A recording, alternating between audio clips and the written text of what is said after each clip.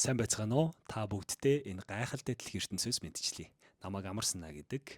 Энэ болохоор өмнөх бичлэгийн үргэлжлэл part 2 нь. Өмнөх бичлэгэн дээр бүгдээрээ хотод гизээ сайжруулад нойроо сайжруулах тухай ярилцж байгаа. Тэгэхээр үргэлжлүүлээд бүгдээрээ сайхан нойрыг тижээллэг үнснээс авцгаая.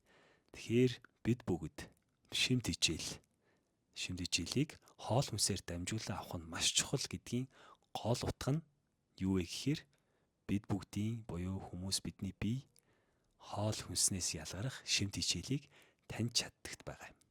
Тэгэхээр бүгдээрээ нэгсэндээ таны эс болон ходоод гидсний бактериуд жинхэнэ хоол хүнстэй хорсноор маш сайн ажиллах бөгөөд үйлдвэрийн аргаар гаргаж авсан элдв нэмэлт хэрэглэхээс илүүтэйгээр нэгсэндээ байгалийн гэж яригддаг хоол хүнсийг буюу бид бүгдийн гайхалтай их дэлхийн нар, агаар, салхи, бороо, хуур, газар шороонд ургаж бий болсон мөн тэдгэрт байгаа ан амьтад зэрэг гэд маш олон зүйлүүд, байгалийн зүйлүүдийг тэдгэрийг хоол хүнсээр хэрэгснээр буюу дамжуулж хэрэгснээр авах нь илүү үр дүнтэй л гэдгийг хэлхийг хүсэж байгаа. За тэгэхээр нэгсэндээ сайхан нойрсдог болоход танд туслах тогтмол хэрэглэх мөн тогтмол хэрэглэж заншвал зохих чухал шимт хичээлүүдийг танилцуулъя. Тэгээд нэг анхаарах зүйл байгаа. Энэ дээр болохоор зөвхөн хоол босруулах хэрэгтнэр буюу амаар дамжуулж хоол босруулах хэрэгтнэр хэрэглэх шимт хичээлүүдийг тань танилцуулна. Би ерөөсөө ямар нэгэн эм сурталчлахгүй. Тэгэхээр энэ бүх зүйлүүд маань хоол хүнсээр авж болох шимт хичээлүүд эрдэс минералууд байгаа. Тэгэхээр би энэ хэсэг урт учраас би тайлбар хэсэгтэр энэ бүгдийг үлдээгээд зураг өргөтөнд үлдээе. Тэгээ та уншаад танилцаарай. Танд маш их хэрэг болно. Энэ мөн нойрыг маш сайн сайжруулна. За тэгэхээр би нэрлээ явчихъя. За мэдээж селен. За бидний мэддэг С амин дэм. За амин хүчил буюу триптофан. За мөн кали, кальц. За Д амин дэм, омега 3. За мөн мелатонин. За тэгээд B6 пребиотик болон пробиотикууд орж байгаа. Тэгээ мөн нэг гайхалтай эрдэс болох магний. Эдгээр хоол хүнсэнд агуулгдсан хоол хүнсний нэгдлүүдийг хоол хүнсэндээ тогтмол оруулж хэрэглэж занших юм бол тийм ээ таны нойр сайжрах болно. За тэгэхээр энэ бүгдийг би тайлбар хэсэгт үлдээе. За тэгээд үргэлжлүүлээд нэгэн хүчрхэг эрдэс буюу магнигаа ярьцгаая. За магний маань болохоор бид бүгдийн хувьд магний гэдэг маань стресс дарангуулагч хэмээж алдарсан нэгсэндээ эрдэс байгаа. За тэгэхээр магний маань болохоор цусны дах сахарын хэмжээг нэгснээ тэнцвэржүүлдэг, цусны даралт болон цусны эргэлтийг тогтворжуулдаг. Мөн ядарсан булчин амрааж, өвдөлтийг намдааж, мэдрэлийн системийг тайвшруулдаг. За мөн маш олон үүрэгтэй учир бидний биед маш хурдан дуусдаг. Үнэхээр олон үүрэгтэй учраас дуусна. За тэгэхээр дэлхий дээрх эрс дутагдлыг магний тэргүүлдэг гэж үздэг. Энэ нь бараг дэлхий дээрх нийт хүн амын бараг 80% нь магний дутагдaltaй гэж үздэг юм бэлхээр. Тэгэхээр тааж байж болно, бийж байж болно гэсэн үг. За үргэлжлүүлээд мөн нойрны чанарыг сайжруулахад чухал төдийгүй хүний урт наслалт, эрүүл мэндийн бүхий л асуудлуудад маш чухал нөлөөтэй гэж үздэг юм байна. За тэгэхээр эрчим тэмчилгээний анагаах ухаан гэсэн сэтгүүлд гарсан нэгэн судалгаагаар ингэж үзсэн байна. Магний дутагдлалд орсон хүмүүсийн цагаасаа эрт нас барах тохиолдол 2 дахин их байдгийг харуулсан судалгаа гарсан байна. Тэгэхээр маш чухал эрдэс байна. За тэгээд энэхүү амин чухал эрдэс нь 300 гаруй энзимийн уруулыг хариуцдаг буюу энзим гэдэг нь бид бүгдийн бие махбодыг чухал үр гүйцэтгэдэг ферментийн тухай хэлж байгаа. За тэгэхээр энд бүр маш чухал үр гүйцэтгэж хариуцдаг бөгөөд хүний бүх идэд байдаг. Гэхдээ мөн түлхүү яс булчин дархинд голжлон дарахсан байдаг гэж үздэг юм байна. За мөн магний дутагдлаас үүссэн үндсэн шинж тэмдгүүдийн нэг нь л ихэд архаг нойргүүдэл гэж тодорхойлдог. Тэгэхээр ганц шинж тэмдэг нь бүр архаг нойргүүдлийг хүргэдэг байна.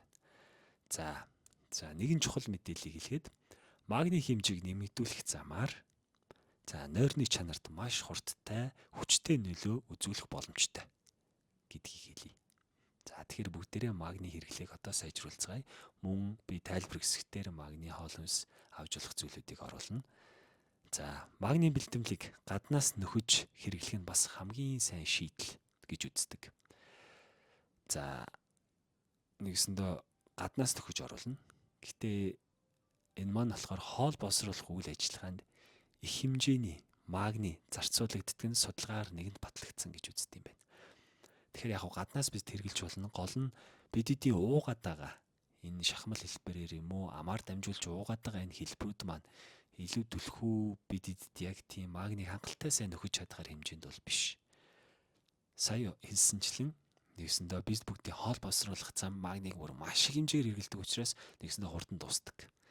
За тэгвэл бүгдээрээ магниг өөр аргаар яаж хэрэглэж болох вэ гэхээр хамгийн аюулгүй үр дүнтэй арга зам болвол магниг арьсаар дамжуул авах гэж үздэг юм байна.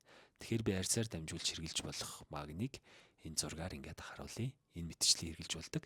Тэгээ мөн би өөрөө ийм цацлага хэлбэрээр магний хэрэглэдэг. Цацлаган магний энийг цацаад хэрэглэж болдог арьс руугаа. За энэний учрыг би шийдэл дээр тайлбарлая. За тэгэхээр шийдэл 1. Шийдэл 1 маань унтахын өмнө биедээ дөрхөх юм уу? Дөрхөх тохиромжтой хэсгүүд гэж байгаа. За тэгэхээр нэгт өвдөж байгаа бүх хэсэг дээрээ дөрхиж болно. Саяын цацлагын хэлбэрээр цацаад дөрхиж болдог. Мэдээж нүд хэсэг рүү бол цацаж болохгүй.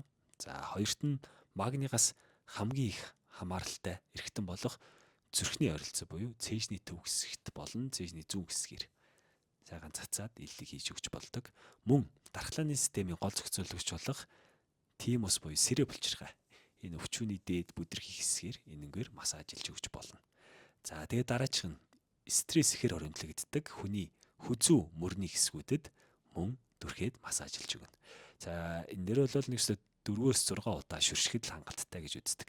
Тэгээ мэдээж энэний заавар дээр 10 цацалт нь нэгс 75 мг хэмжээтэй гэж үздэг. Тэгээ би ойролцоогоор 5 удаа буюу нийт 10 удаагийн цацалтаар жишээ нь би энэ хоёр үзүүний хэсэг дээрээ яг унтахаас өмнө сайхан цацаад 5 удаа цацаад эндээ массажлаад нөгөө талдаа 5 удаа цацаад массажлаад хэрэгэлдэг. Мэдээж маш их үр дүн өгдөг. Гайхалтай сайхан нойрыг бэлгэлдэг. Энэ мэтчлэн бас аргууд байдаг. За тэгэхээр дараагийн 2 дахь шийдэл. 2 дахь шийдэл маань магнигаар баялаг хоол хүнс хэрэглээ гэж байгаа. Тэгэхээр ямар ч тасралтгүй гүн нойрсолтой эрэг хамааралтай болохыг тогтоосон байгаа. Тэгэхээр магнигаар баялаг хоол хүнс хэрэглээ тайлбар хэсэгт байгаа. За тэгэхээр шийдэл 3.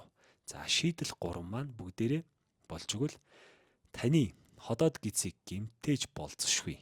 Мөн нөгөө мелатонин, серотонин даврууд үүсгэд саад болдог химийн гаралтай бүтээгдэхүүнээс айл болох зайлсхий. За тэгээд болж өгвөл органик боловсруулагдаагүй. Нэгсэндээ хэд боловсруулалтанд ороогүй. Хүнс ногоо хоол хүнсэндээ хэрэглэж заншаарай. Нэгсэндээ байгалийн байвал илүү сайн. Бид бүгдийн хоол хүнсийг 100% гэж үзвэл ядаж 80% нь байгалийн гаралтай, үлцээ 20% нь яг мэдээж орчин үеийн хөгжлийг дагаад үйлдвэрийн гаралтай байж болно. Би тэр бүгдийг үүсэхгүй. Гэхдээ айл болох тэндээс татгалзахыг хичээгээрэй. Мэдээж тодорхой хувийг хэрэгэл. Хит туушрахаас хэрэггүй гэсэн үг.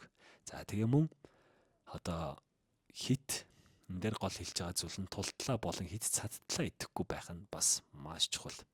Жаахан ходоодондоо зай үлдээгээрэй гэж байгаа юм.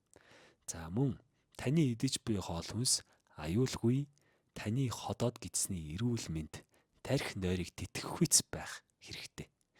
Мөн нойр тэтгэх шимт хичээлээс өдөртөө 3-5 төрлийг агуулсан хоол хүнс хэрэглээрэй гэж байгаа. Тэгэхээр тайлбар хэсэгт үлдээсэн байгаа тэдгэрийг яг энэ заавраар хэрэглэхэд л болно.